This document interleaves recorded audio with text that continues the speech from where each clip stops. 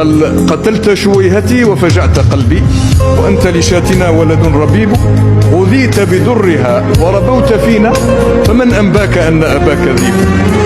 هذاك الرجل الأعرابي الذي وجد ذئبة قد قتلها الصيادون وقد ولدت ذئبا صغيرا ما زالت عيناه مغمضتان، فأخذه شفقة عليه وذهب به إلى خيمته، وكانت له شاة واحدة يشرب منها هي كل ما يملك، فرباه على حليبها على لبنها إلى أن اشتد ساعده وقوي ذلك الذئب أصبح ممكنا.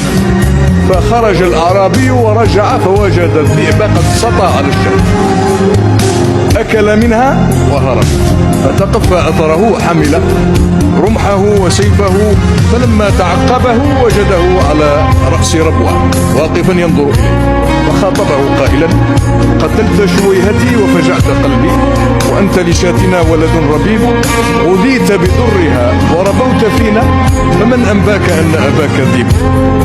قال قولة: إذا كان الطباع طباع سوء فلا أدب يفيد ولا أديب.